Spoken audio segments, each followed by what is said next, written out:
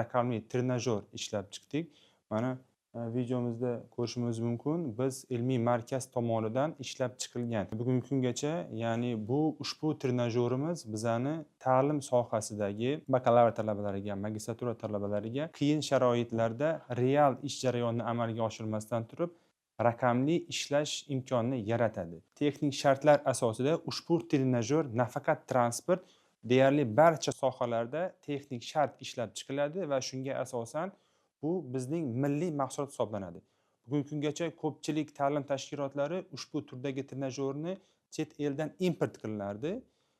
Endi biz ilmiy tadqiqot markazi ushbu trenajyorni milliy mahsulot sifatida ishlab chiqara oladi hamda bu demak biz namunaviy trenajyorimizda transport obyektlarini raqamlashtirganmiz hamda kran haydovchisini, mexanik yuklagich haydovchisini ish jarayonini real amalga oshirmasdan turib VR texnologiyada va raqamli texnologiya asosida amalga oshirish imkoniyati mavjud bo'ldi.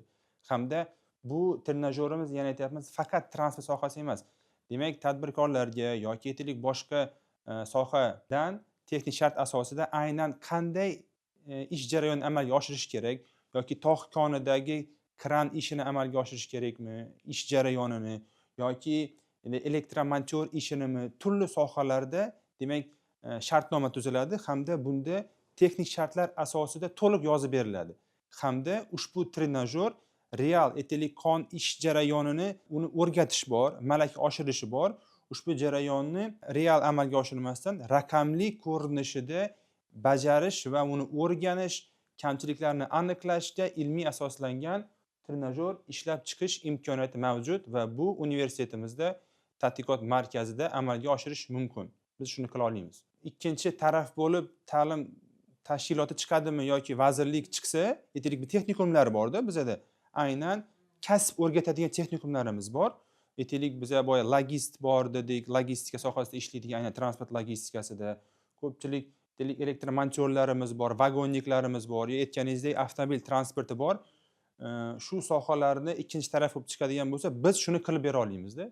Ushbu trenajyorning afzalligi oldinlari aytaylik bu mahsulot yo trenajyor chet eldan import qilinardi hamda buni o'zi texnik shartlarga asosan narx belgilanardi.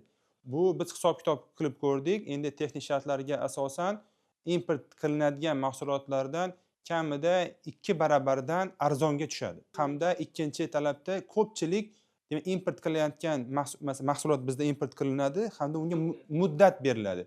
Aytaylik 1 yil, 2 yil litsenzionni bo'ladi. Hamda aytaylik shu muddat tugagandan keyin yana qiluvchi bo'ladi.